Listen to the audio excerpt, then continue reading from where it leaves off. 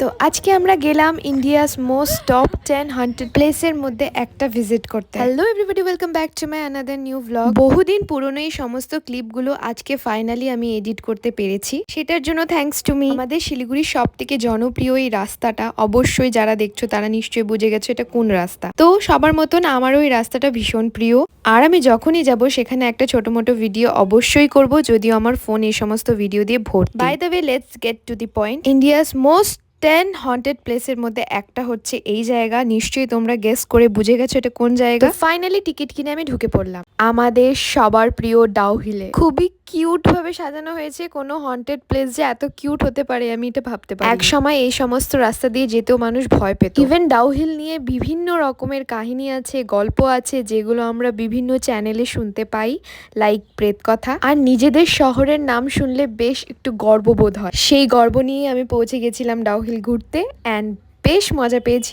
আমি ভাবতে পারিনি এত সুন্দর কিউট ডেকোরেশন ওরা করেছে, আমার দেখে বেশ মজা লাগলো। সেখানে ভূতের উপদ্রব থাকুক না থাকুক, কিন্তু লেপার্ডের উপদ্রব বেশ আছে। এই রাস্তাগুলো দিয়ে একসময় আমরা এমনি ঘুরেছি, কিন্তু কোনোদিনও ভাবতে পারিনি এত সুন্দরভাবে এই জায়গাটাকেও সাজানো যেতে পারে। ডাউহিলের সামনে একটা ছোট পার্কও আছে, যদিও পার্কটা বন্ধ ছিল বলে আমরা সেখানে যেতে পারি। আমার মতো হদ্দ বোকা মেয়ে হলে পারে এরকম পাহাড়ে ঘুরতে আসে উইথ হিল জুতো।